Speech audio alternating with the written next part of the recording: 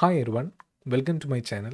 Today I am thrilled to show you a tool I have developed to simplify the process of testing server actions in Next.js projects. If you have ever struggled with testing server actions that aren't exposed as API endpoints, this tool might just be what you need. Let's start with the installation. To get the Next.js server-action-tester tool to be up and running, open your terminal and navigate to your Next.js project directory. Then run the following command: npm install Next.js-server-action-tester. This command will install the tool into your project. Once installed, you can use it via the command line to scan for server actions and set up the testing environment. Execute npx action scan. And this command does several things. Next.js version check. It verifies that you are using Next.js version 14 or above to ensure the compatibility. Project structure detection. It identifies whether you are using TypeScript or JavaScript and checks if your project includes a SRC folder. Configuration setup. If you are using TypeScript, it updates tsconfig.json. If you are using JavaScript, it updates or creates jsconfig.json. File copying. It copies necessary page and API files into your project directory and updates them with appropriate values. Git ignore update. It updates your git ignore file to exclude certain files from version control. After running the command, you will notice several changes in your project. Configuration files, tsconfig.json or jsconfig.json will be updated or created. Page and API files. New files will be added to your project with the setup needed for the tool. Metadata JSON file. A JSON file containing metadata about server actions will be generated in the public directory. Git ignore updates. Entries under Next.js server action tester will be added to your git ignore. Now let's take a look at the user interface the tool provides. It adds a new page and API route to your project. Navigate to your list actions page to view all detected server actions. Here you can list server actions.